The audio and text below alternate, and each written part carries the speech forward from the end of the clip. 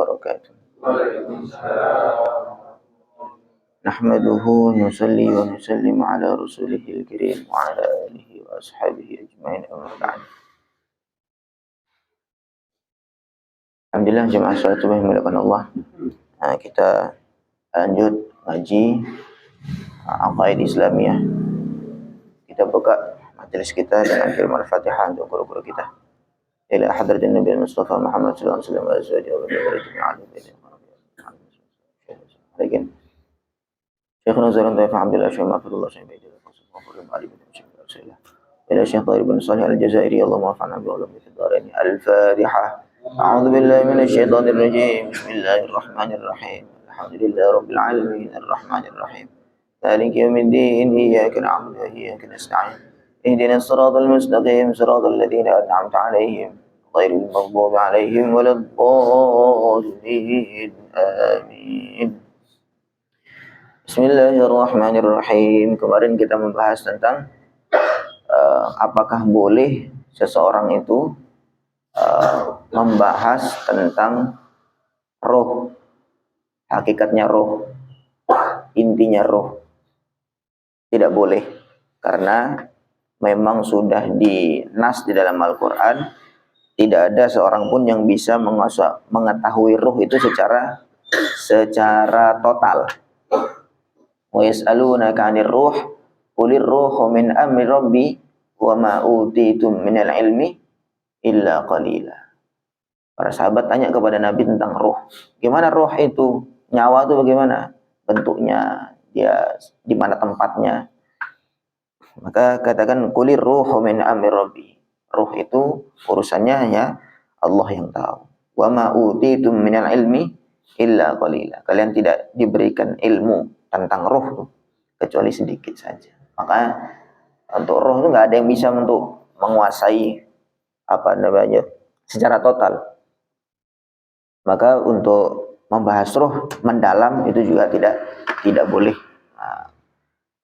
Sedangkan kita membahas roh saja tidak mampu, apalagi membahas yang menciptakan roh, tentu lebih-lebih tidak mampu lagi. Dan hal-hal yang nggak bisa kita bahas secara total itu banyak sekali, tidak hanya roh saja. Surga neraka. Sekarang surga neraka kita bahas ya hanya riwayat-riwayat yang datang begitu saja. Dan itu pun kita nanti membayangkan sesuai dengan imajinasi kita. Padahal di dalam hadisnya itu a'datu li ibadiyas sholihin ma la 'ainun ra'at wa la udhunun sami'at wa la khatara 'ala qalbi bashar. Aku siapkan untuk hamba-hambaku yang soleh sesuatu yang la 'ainun ra'at, tidak ada sepasang mata pun yang pernah melihat surga itu yang disiapkan oleh Allah.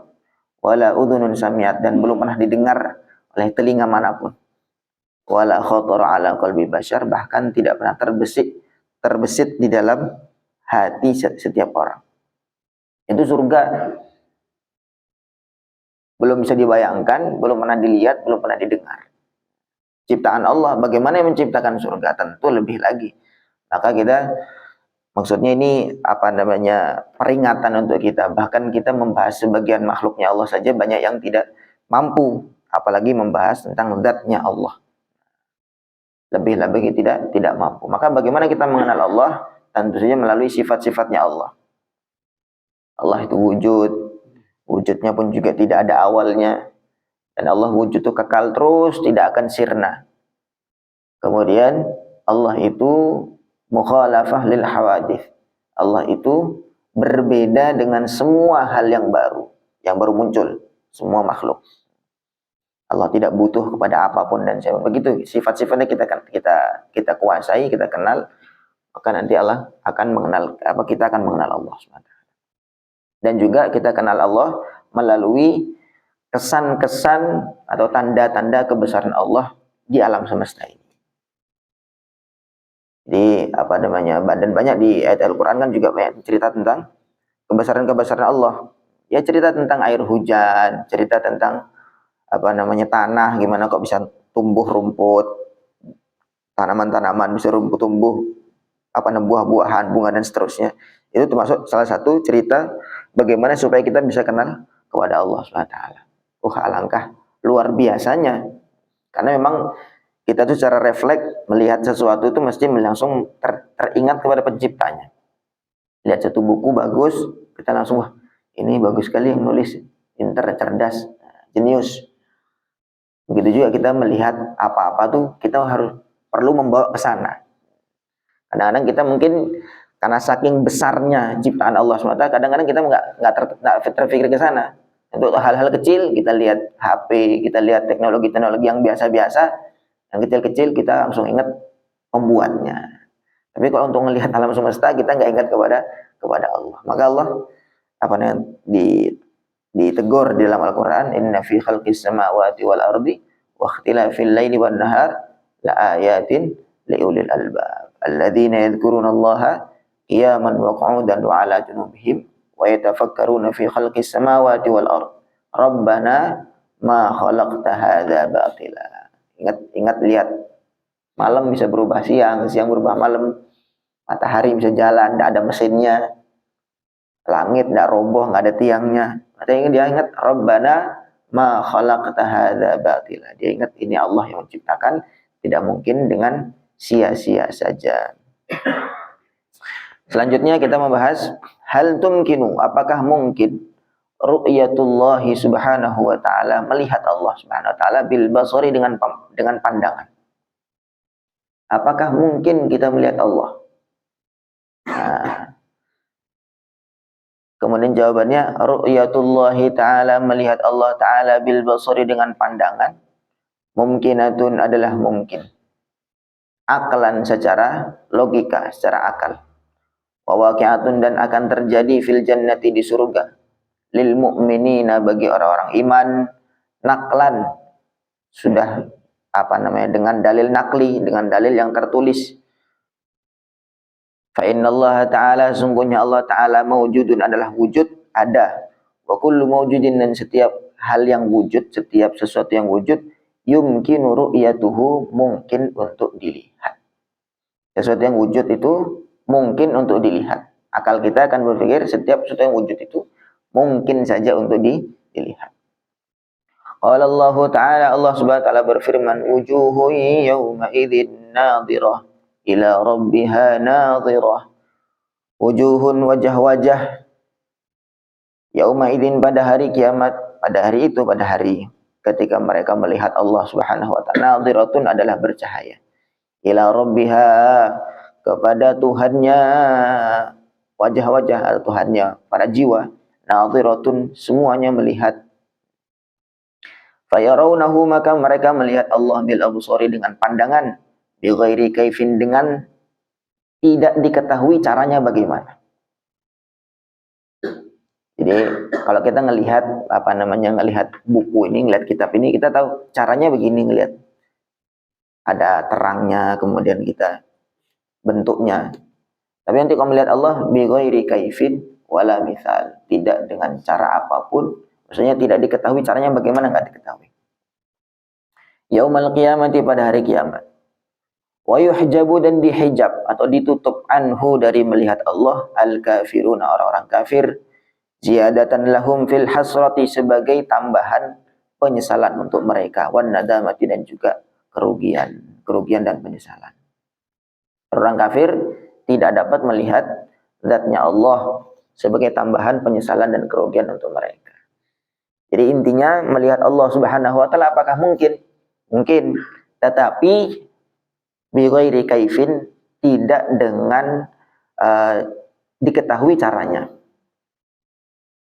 Lalu kemudian lebih lagi dikasih peringatan lagi bahwa setelah seorang hamba atau kita semua nanti melihat Allah Subhanahu wa ta'ala, itu pun tidak akan bisa menggambarkan zat Allah. Nah, kadang-kadang kita nanti pas di akhirat tahu bagaimana Allah. Tapi kan tetap nggak akan bisa. Tidak ada yang bisa menggambarkan zatnya Allah Subhanahu wa ta'ala. Jadi setelah melihat Allah tuh ternyata cahaya, ternyata Allah tuh begini, enggak begitu. Sifatnya Allah tuh tidak berubah. Ketika kita di dunia belum kenal Allah, misalnya sifatnya Allah nggak diketahui. Kemudian ketika di akhirat langsung jadi diketahui secara total, enggak begitu. Kekal, sifatnya Allah tuh tidak berubah. Ciri-ciri hal yang qadim, hal yang yang adanya itu tidak ada awalnya, itu dia nggak berubah, tidak berubah. Ya Allah ya begitu. Nanti selepas melihat pun tidak akan ada yang bisa menggambarkan Allah. Jadi bukan kita, banyak yang punya pemikiran begitu, punya pemahaman, wah, nanti kita melihat wajahnya Allah. Lagi-lagi bahwa Allah itu tidak berupa fisik, tidak berbentuk fisik. Dan Allah itu bagaimana? Allah itu lain dengan makhluk. Kalau kita ini kan berbentuk fisik, kita berbentuk fisik. Maka Allah itu tidak berbentuk fisik. Lalu bagaimana? Yaitu memang sudah kuncinya begitu. Mukhalafatul lil hawadits. Dalilnya laisa kamitslihi syai'. Tidak ada satu pun yang sama dengan Allah. Jadi nggak bisa disamakan. Oh Allah tuh kayak gini. Allah tidak bisa. Itu madhabnya Ahlus Sunnah wal Jamaah.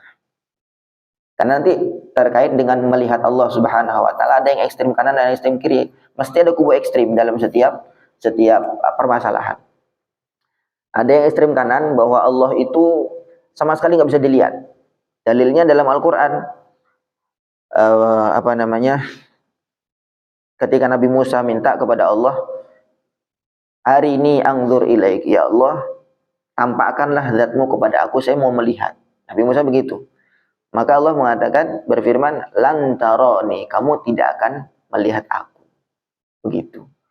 Maka itu dalilnya dia mengatakan, oh ini dalilnya dalam jelas dalam Al-Quran nggak boleh, akan bisa melihat. Nah, tapi oleh Ahlussunnah wal Jamaah, itu dengan dalil yang sama justru itu menjadikan dalil bahwa Allah itu mungkin untuk dilihat, karena terusannya ayat, walakin inzur ilal jabal, tapi kamu lihat ke satu gunung, fa ini istaqarra makanahu fasawfa tarani. Kalau dia gunung itu tetap, maksudnya kokoh terus, maka kamu nanti akan melihat aku. Gitu. Falamma tajalla rabbuhu lil jabal ja'alahu dakka wa kharra Musa sa'iqa. Kemudian ketika Allah tampakkan keagungannya, kebesarannya di gunung langsung hancur berkeping-keping. Nabi Musa langsung pingsan. Falamma afaqa qala subhanaka tubtu ilaika wa ana awwalul mu'minin. Ya Allah, saya tobat, saya dah enggak mau lagi nyoba-nyoba untuk melihat Engkau.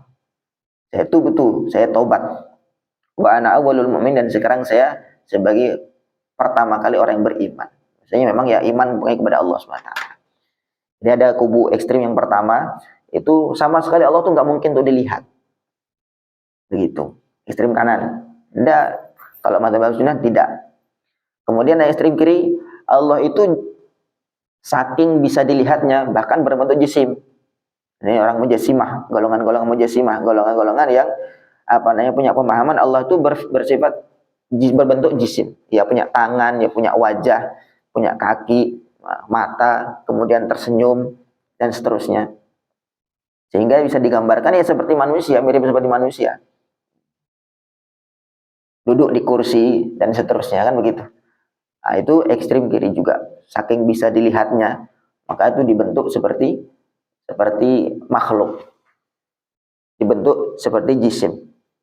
Ini juga ekstrim kiri. Kalau Ahlussunnah wal Jamaah tidak. Allah itu memungkinkan untuk dilihat, tetapi Allah itu tidak bisa disifati. Walaupun setelah melihat pun tidak ada yang bisa mensifati Allah Subhanahu wa taala. Karena tadi itu Quran itu kekal. Mukjizatnya Al-Quran itu kekal.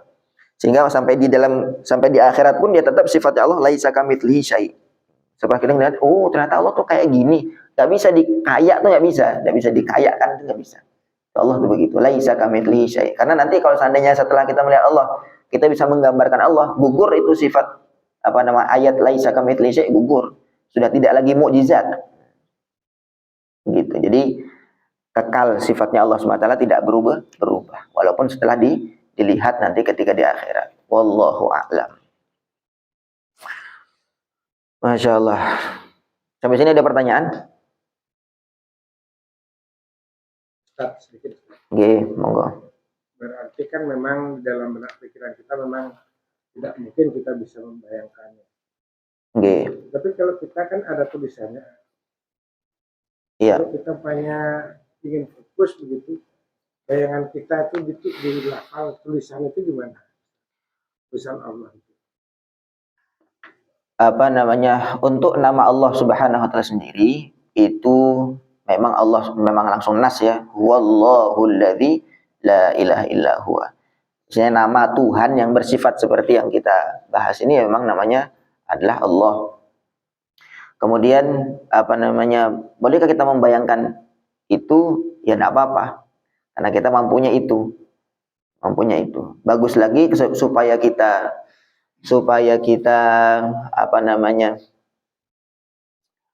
tidak terjatuh kepada menyerupakan Allah dengan makhluk. Nah, kita jangan membayangkan apapun, tetapi kita ambil opsi yang kedua. Kemarin kan sudah ada yang tanya, gimana kita kalau misalkan diperintah sholat untuk membayangkan Allah Subhanahu, melihat Allah, yang gitu. Ihsan itu kan anta'budallah ka'annaka tarah. Kamu beribadah kepada Allah seakan-akan kamu melihat Allah. Fa illam takun tarah, tapi kalau kamu nggak mampu untuk membayangkan kamu melihat Allah, fa innahu yaraka, maka yakini bahwa Allah melihat kamu. Gitu. Jadi kalau misalkan kita membayangkan melihat Allah, itu berat sekali memang. Karena nanti manusia itu mampunya membayangkan itu tadi, membayangkan segala macam. Nah, supaya kita tidak jatuh kepada membayangkan Allah saya menyerupakan Allah dengan yang lain, maka ambil opsi yang kedua. Kita yakin ketika sholat ini kita dilihat oleh Allah, diketahui oleh Allah. Maka itu lebih selamat ya. Untuk kita yang istilahnya awam sekali, kenal kepada sifatnya Allah nggak begitu banyak kan begitu. Nah, akhirnya nanti khawatirnya kita jatuh kepada menyerupakan Allah kepada yang lain. Ya walaupun ya tulisan, karena tulisan itu yang namanya tulisannya makhluk, hal yang baru, tulisan gitu. Tapi kok nama Allah ya memang nasnya memang nama Allah memang resmi dari Allah SWT, langsung yang memberikan nama Tuhan adalah Allah Subhanahu wa taala. Gitu nggih. Ini pembahasan berikutnya tentang ain. Soal hal isabatul aini haq. Karena ini bab penutup, jadi ada hal-hal yang istilahnya kadang-kadang di luar konteks. Apakah penyakit ain itu benar? Pernah dengar penyakit ain? Penyakit ain itu penyakit pandangan mata. Kadang-kadang, ini kena ain ini. Dijawab pertanyaannya, apakah penyakit ain itu benar, nyata? Jawabnya, na'am, benar. Wadzalika, dan demikian itu li'anna ba'dhan nufus. Karena sebagian orang, sebagian jiwa, min sya'niha, di antara keistimewaannya atau khawasiha dan keutamaannya, anha, sungguhnya jiwa itu atau orang itu, idza nadhara, ketika dia melihat ila syai'in, kepada sesuatu, nadhara istihsanin, dengan pandangan kagum, dengan pandangan merasa bagus, menganggap bagus, wa ta'ajjubin, dan kagum, yusabul mangdhuru ilaihi, maka yang dilihat itu terkena, wa yalhaquhu, dan mengenai dia ad-dararu, bahaya. Ada sebagian jiwa atau sebagian mata, sebagian orang yang dia kalau melihat dengan pandangan istihsan, pandangan yang merasa bagus atau takjub atau heran, maka nanti pandangannya itu berpengaruh. Atau kita lah, seperti kita misalkan kalau kita di depan podium, tiba-tiba semua orang mata memandang kita semua dengan pandangan yang takjub atau gimana, maka itu kadang kita langsung gemeter sendiri tiba-tiba, atau langsung tingkahnya salah sendiri. Itu pandangan orang banyak.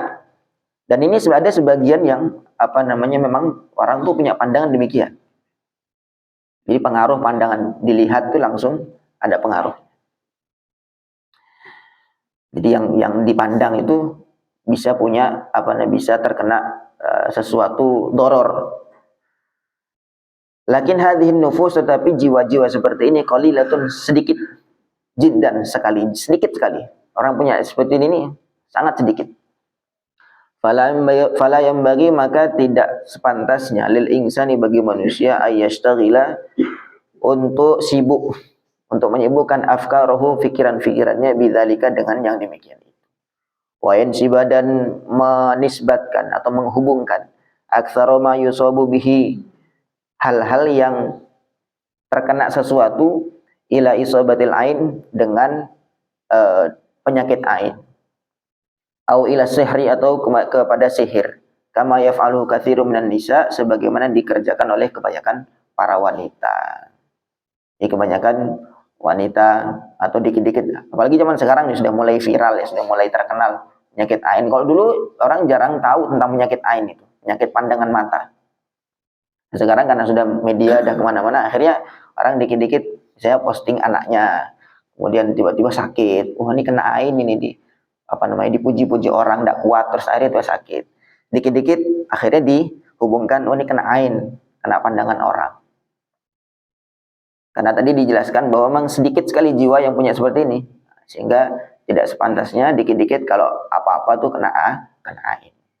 Bagian yang kebanyakan begini yang para wanita, para ibu-ibu, anaknya sakit dikit-dikit, oh ini kena ain, sering dipuji, banyak dipuji, terus tiba-tiba sakit, tidak kuat dengan pujian. Di anna dzalika, karena yang demikian itu taisun wa khifatun, ada satu kegagabahan dan sangat menggampangkan hal-hal yang demikian. Intinya kalau misalnya ditanya apakah ada, nyata, memang nyata, tetapi itu sangat sedikit sekali. Kemudian lanjutnya, kaifa tu'athiru, bagaimana mungkin memberi kesan al-ainu, pandangan mata, kama kauniha altafa ajzail insan, padahal ain itu atau pandangan itu adalah bagian yang paling lembut dari manusia. Kita memandang, pandangan itu kan bukan bola mata, pandangan. Pandangan itu kan suatu hal yang lembut dari manusia. Wa adam ittisaliha bil manzuri ilaih, dan memang tidak secara langsung ada kontak fisik dengan yang dipandang. Ya kita memandang, melihat, kan nggak ada kontak fisik. Bagaimana mungkin ada pengaruh?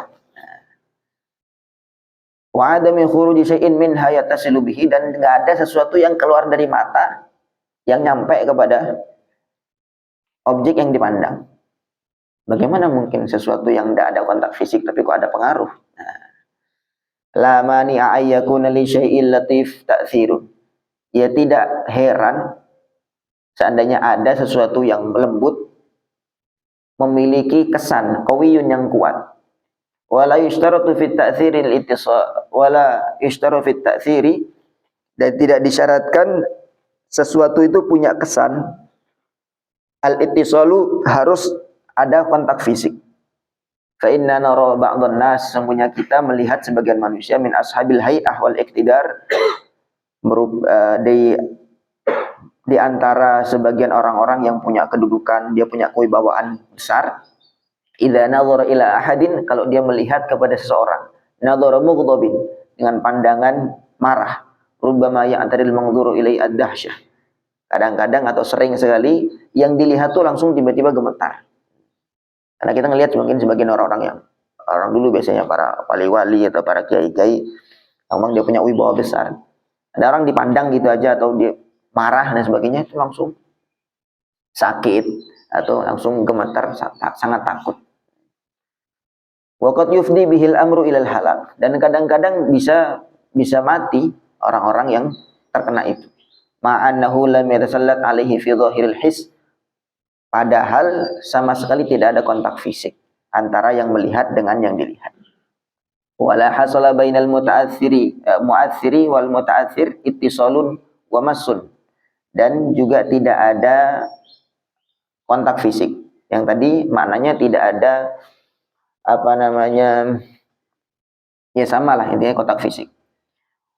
Wal maghnatis, magnet, yajlibul hadida ma'adami ittisalihi bihi. Kalau kita lihat magnet kan nggak nyambung dia sama besi, tapi dia bisa narik. Kalau misalkan kita pegang ini buku kitab, lalu ditarik, kan memang ada kontak fisik. Tapi kalau magnet didekatkan, nggak nempel, tiba-tiba besi tertarik. Itu satu contoh.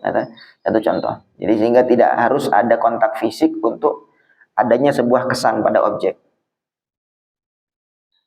Wa adami khuruji syai'in minhu, dan tidak ada keluarnya sesuatu dari magnet itu yujibu sudur ta'atsuri anhu, yang menyebabkan dia bisa menarik.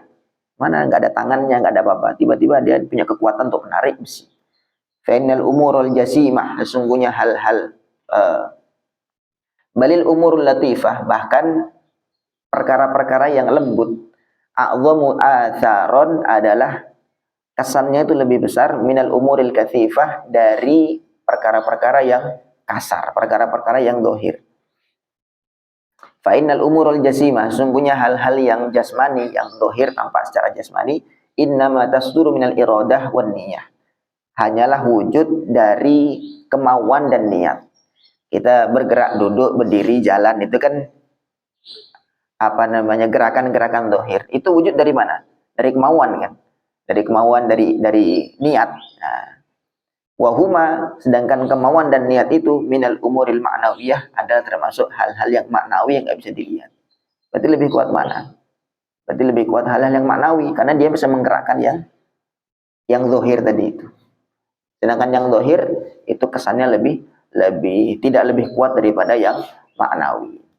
Fala yustaghrabu hina idzin, maka tidak dianggap aneh ketika, kalau sudah demikian bisa kita gambarkan, an tu'athirul ainu fil manzuri ilaihi, ain atau pandangan mata itu bisa punya pengaruh terhadap objek, ma'alatafatiha, padahal memang pandangan itu adalah sesuatu yang lembut, tidak berupa hal yang fisik. Wa adami tisaliha bihi, dan tidak ada kontak fisik antara biji mata dengan yang dipandang. Wa adami khurji syai'in minha, dan tidak ada sesuatu yang keluar, sehingga apa namanya, tidak ada sesuatu yang secara fisik keluar kemudian nempel pada objek. Itu terkait tentang ain, penyakit ain. Wallahu a'lam. Ada lagi yang bertanya? Kita cukupkan sampai sini insyaallah. Oke.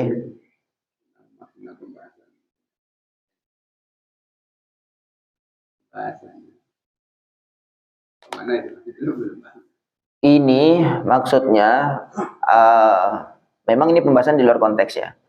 Jadi apa namanya, intinya pembahasan tentang penyakit ain aja. Apakah mungkin hal itu yang tidak ada kontak fisik dengan sesuatu kemudian punya pengaruh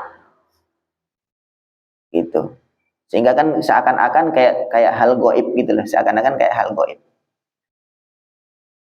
Jadi kita ngelihat kadang-kadang biasanya anak kecil, biasanya ada anak kecil, kemudian dia banyak dipuji orang, tiba-tiba langsung dia sakit, padahal nggak ada apa-apa, karena nggak kenapa-kenapa. Sehingga kita punya pemikiran kadang, wah ini hal goib. Nah sekarang kan kita pembahasan tauhid ini kan perkara-perkara goib. Nah kemudian ditanya oleh para ulama, apakah memang penyakit ain itu benar adanya? Ya benar, kata para ulama, benar adanya. Penyakit ain itu ada, penyakit pandangan mata.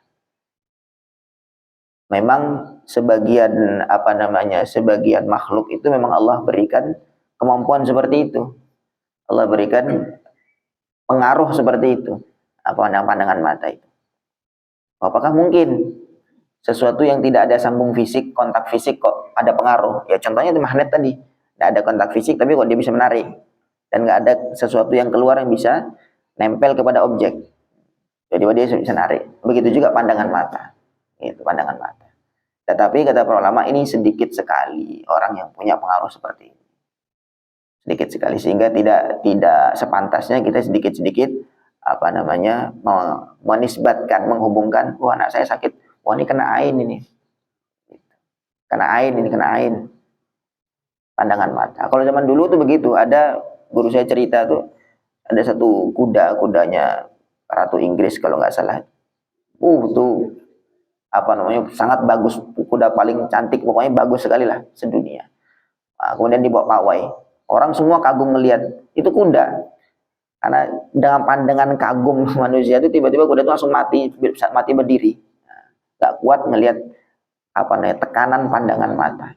Nah, begitu. Jadi ini pembahasan cuma itu aja, tentang apakah benar penyakit mata itu penyakit ain. Benar, tetapi sangat sedikit sekali orang yang punya kemampuan seperti itu. Tapi wallahu alam, kalau memang sekarang itu media sudah seperti ini ya, mungkin juga ada pengaruh, kita bisa melihat di media kemudian pengaruhnya sampai ke sana. Nah, wallahu alam tidak tahu juga. Nah, tidak tahu juga. Yang jelas intinya memang benar penyakit ain ada. Seperti kan ada hadisnya kata Nabi, kalau kamu memuji orang jangan di depannya langsung. Ada orang muji temannya di depan Nabi sallallahu alaihi wasallam. Maka Nabi mengatakan wailak qata'ta unuqa akhik. Kamu memotong leher saudaramu, kamu membunuh saudaramu. Maksudnya kalau kamu memuji itu jangan langsung di depannya. Tapi kamu memuji mengatakan menurut saya ini orang baik, tapi Allah yang tahu. Gitu. Menurut saya kamu ini orang baik. Tapi juga kadang-kadang orang tuh saking tidak kuatnya dipuji, kadang dia bisa drop itu, bisa sakit atau bahkan bisa meninggal. Kayak tadi kuda tadi contohnya tadi, nah, itu bisa meninggal. Orang juga sama seperti itu. Nah, biasanya yang kena seperti ini biasanya itu anak kecil. Iya cantik sekali, apa namanya ganteng, sehat dan sebagainya, dipuji-puji, akhirnya dia tidak lama sakit. Nah, ini biasanya apa namanya kena ain. Tetapi sedikit sekali ya orang-orang yang punya pengaruh seperti ini. Wallahu a'lam. Nggih. Pelaku yang menggunakan mata sebagai pengaruh. Itu bukan disengaja ya. Bukan disengaja saya, itu enggak. Maksudnya memang sebagian orang diberi oleh Allah punya seperti itu. Kadang-kadang misalkan seperti misalkan orang-orang yang punya haibah, punya wibawa besar. Dulunya kan dia enggak punya seperti itu. Kemudian selepas mungkin dia tirakat atau bagaimana, kemudian Allah berikan wibawa yang besar. Akhirnya orang yang melihat langsung ada pengaruh besar gitu. Atau memang ada yang dari kecil memang sudah Allah berikan seperti itu, ada. Allah alam. Tapi ini bukan ikhtiar, bukan bisa dilatih. Saya latih melihat orang gini, enggak bisa dilatih begitu. Itu penyakit ain begitu. Saya latih matanya di gimana? Ya, Ustaz, kalau dari penjelasan Ustaz tadi itu kan itu ada seseorang yang Iya. Kalau yang beredar sekarang itu yang saya tangkap Ustaz itu kayak melenceng dari yang Ustaz jelaskan. Penyakit ain yang sekarang itu adalah terhadap diri seseorang itu sendiri, memandang sebuah hal yang memang takut, awalnya takut, akhirnya itu masuk ke hati, dari ke hati itu menjadi dengki dan iri Ustaz. Yang sekarang itu seperti itu Ustaz. Itu gimana Ustaz? Kalau tadi kan itu ada orang yang mempunyai kemampuan, tapi kalau sekarang itu diri sendiri melihat sesuatu yang wah gitu Ustaz ya, yang takjub turun ke hati sehingga terjadi iri dan dengki yang saya tangkap sekarang. Itu berbeda konteksnya. Kalau yang ini memang kesannya itu secara fisik, secara zahir, sakit dan bisa meninggal. Maksudnya secara yang diserang itu jasmaninya. Maksudnya mungkin mental, kemudian setelah itu jasmaninya. Dan itu kesannya kepada objek. Kalau sekarang ini kan yang tadi dengan jelaskan kan kepada kita sendiri. Kita sebagai pelaku, kita subjeknya, kemudian kita yang kena juga sendiri. Enggak. Itu nanti konteksnya di dalam hal apa namanya hubud dunia. Kita ngelihat sesuatu senang sekali, kemudian akhirnya dengki, iri dan seterusnya. Itu nanti untuk penyakit hati ya. Bukan untuk ini. Ini nih memang beneran orang sakit bener sakit secara apa namanya fisik begitu. Tapi kalau yang tadi itu mungkin apa namanya adanya seringnya kita berinteraksi dengan keduniaan, akhirnya dunia langsung masuk ke dalam hati, kemudian kita senang kepada hal tersebut. Nah itu ya apa namanya bukan pembahasan dalam penyakit ain, pembahasan dalam muasyarah, di dalam kita bergaul, di dalam kita berinteraksi kepada sekeliling kita. Kalau kita kebanyakan memasukkan kebesaran dunia ke dalam hati, akhirnya kita condong ke situ. Sehingga nanti timbullah penyakit-penyakit hati. Nah, penyakit hati nanti ya dengki, iri, dan seterusnya. Jadi ini beda konteks nih, mungkin. Tapi yang di sini dijelaskan memang penyakit ain secara fisik, kesannya secara fisik. Kita cukupkan nggih? Terakhir nggih, monggo. Pandangan pertama itu dibolehkan Pandangan kedua diharapkan. Pandangan pertama diboleh.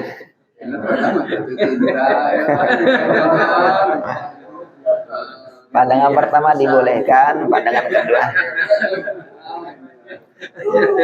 Ini konteksnya di dalam ketidaksengajaan. Di dalam ketidaksengajaan. Tapi kalau kita sudah tahu, tadi bilangin, itu di belakangmu ada cewek cantik. Kita udah tahu. Kita lihat, oh, karena pertama dibolehkan, boleh dulu lah. Nah, nanti kedua nggak saya ulangi lagi. Nggak begitu. Bukan begitu. Ini dalam ketidaksengajaan. Kita jalan, tiba-tiba ngelihat terpandang. Nah, itu namanya pandangan pertama. Tapi udah dikasih tahu, tuh cantiknya di belakangmu tuh. Nah, wah, pandangan pertama boleh nih. Nah, kesempatan. Nggak begitu. Jadi itu dalam konteksnya dalam ketidaksengajaan. Oke. Pertama ngelihat astagfirullahaladzim, nah, langsung ditundukkan pandangannya, bukan terus gitu.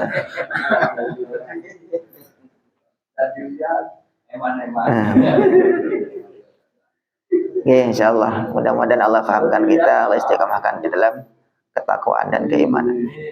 Subhanallah bihamdihi, subhanakallahumma bihamdika, asyhadu an la ilaha illa anta, astaghfiruka wa atubu ilaik. Assalamualaikum warahmatullahi wabarakatuh.